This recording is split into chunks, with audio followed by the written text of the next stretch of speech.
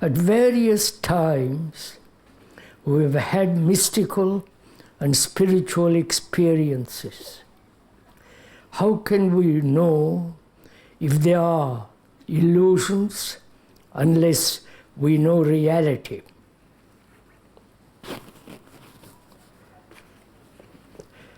At various times, we've had mystical and spiritual experiences. How can we know if they are illusions unless we know reality?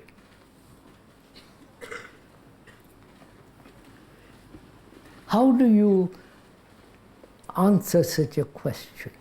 If it was put to you, how do you approach it? What's your reaction to it?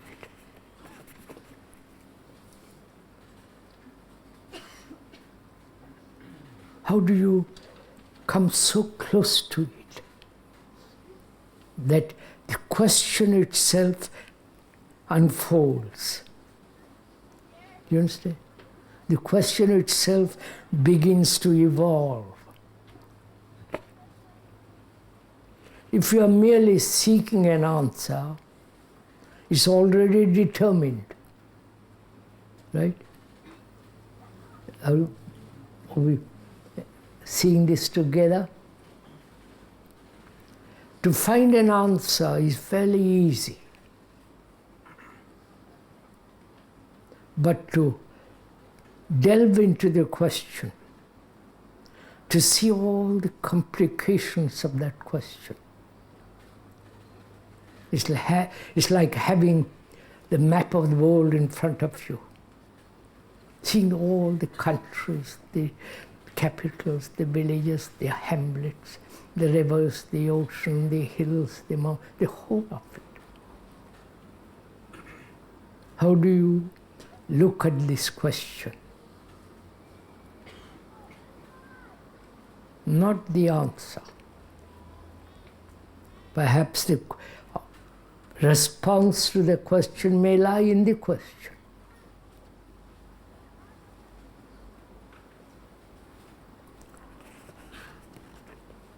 So, at various times, we've had mystical and spiritual experiences. What is an experience? I'm just asking each other. What is an experience? And who experiences? Right? I may have had or having some kind of mystical experience. Before I use the word mystical or experience, what do I mean by experience?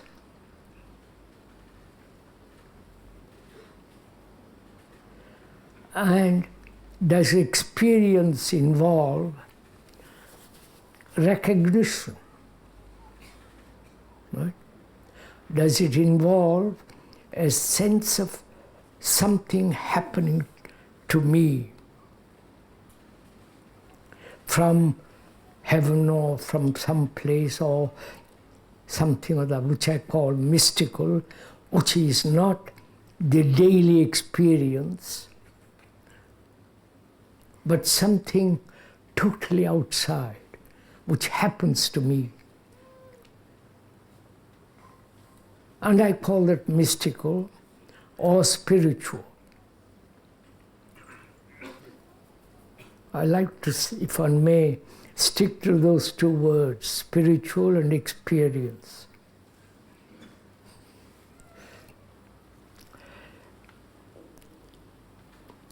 Is there an experience without an experiencer? You understand my question? Are we together exploring into the question, or are you waiting for the speaker to explore it? So we are walking together, step in step, slowly or fast, but we are together, step by step, right? We agree to that? if we do not agree, if we're friends talking over this problem. I've had a spiritual experience, suppose, and what do I mean by those two words? Experience. Something new, something that I've already had renewed, or something that is happening to the experiencer. You understand? And if the experiencer is experiencing, and that experiencing is a form of recognition, that is the remembrance, identification, and so on, to that which I call experience, then there must be in that feeling that I've already known it. Otherwise I couldn't recognize it. It's fairly simple, isn't it? I don't want to labor the point. It's fairly clear.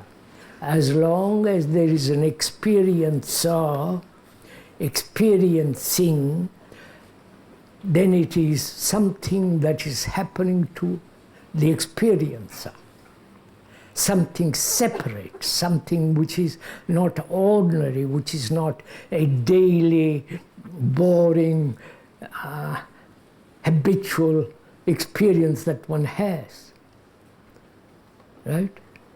Are we playing the game together? So, as long as the experiencer is there, every kind of experience, call it mundane or spiritual or holy or sacred or releasing energy and all that stuff that goes on, mostly nonsense.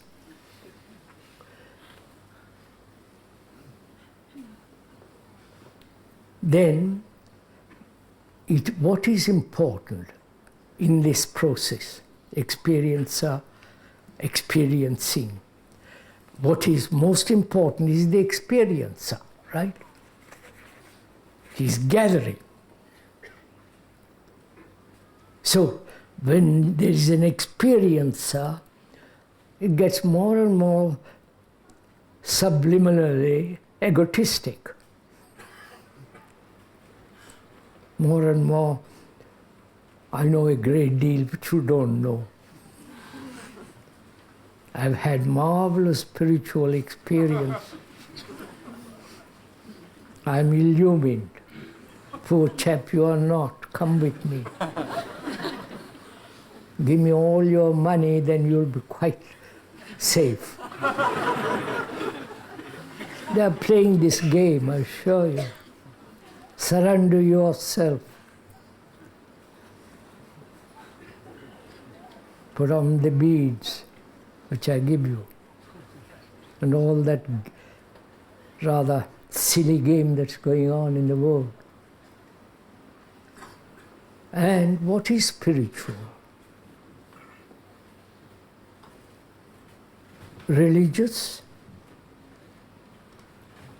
Something holy? Something unexpected? Something totally out of the ordinary?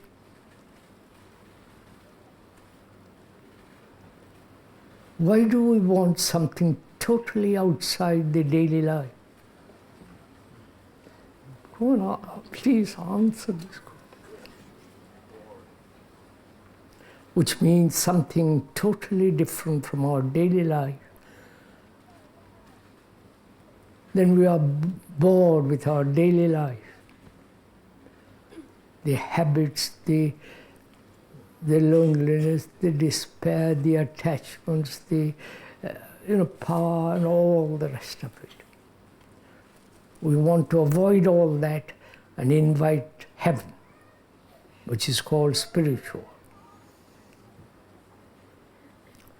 We can deceive ourselves so enormously, right?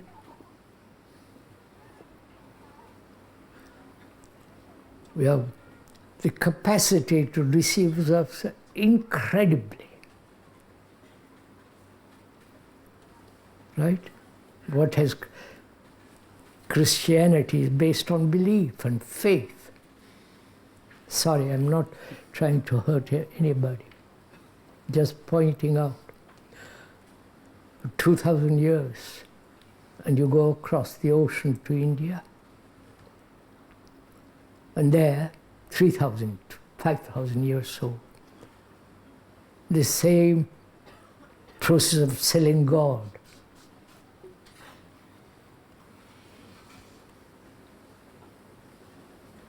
Why do we have to believe all of this?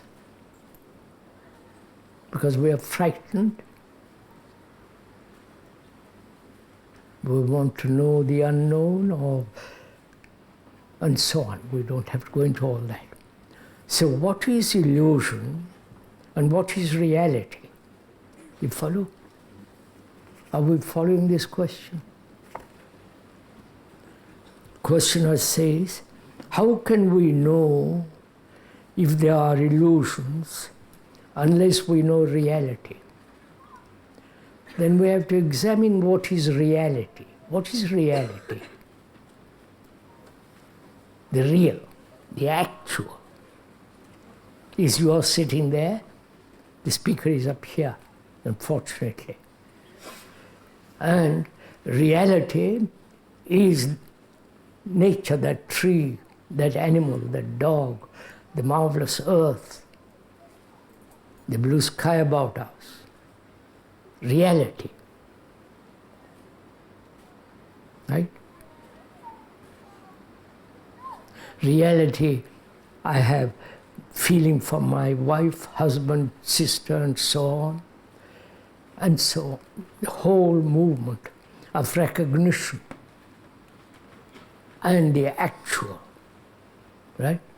I wonder if we are together in this.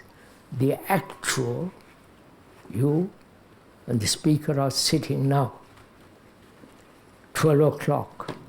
That's actual. There's wind. I hope it won't rain. And the actual is the nature, the birds, the rivers, the water, and so on. And the questioner says, I can't know what is an illusion unless I know reality. Right? What is reality in ourselves? Is there anything real in us? Actual? Or is it all a movement, change? The other day in Switzerland, when we closed Saunen, gathering all together, no more, some people came up and said to the speaker, we are so sad we have closed it. And the speaker says, when you are sad, it's about time we closed it. You understand? We closed it. So nobody wants a change. Very few people want fundamental change.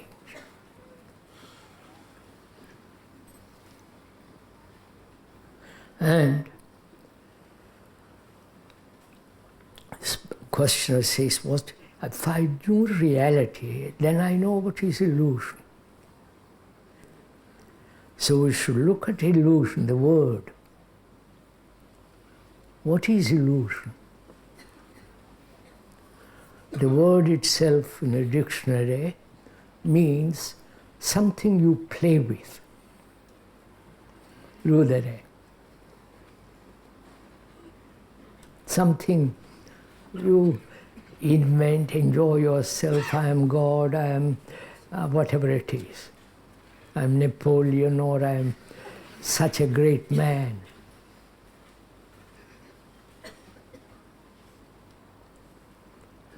You play with something that is not actual.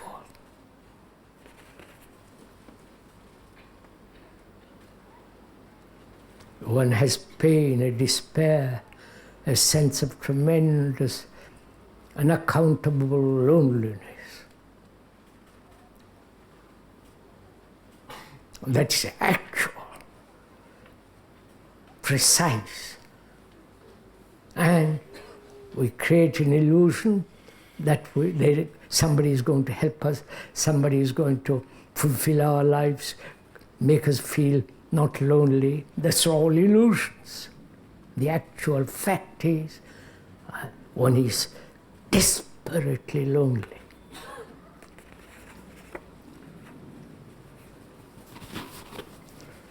So it's fairly simple to see for oneself, if one wants to, what is an illusion, what is reality, and why this craze for experience. We've had sexual experience, thousands of experiences.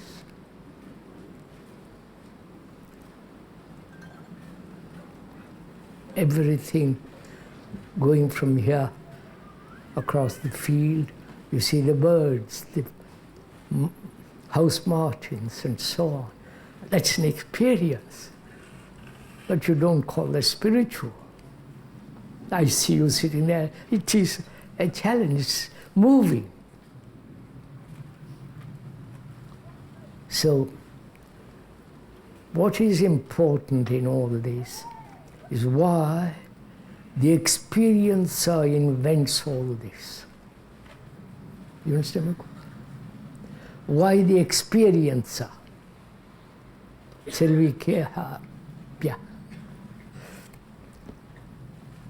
Why the experiencer has become so important.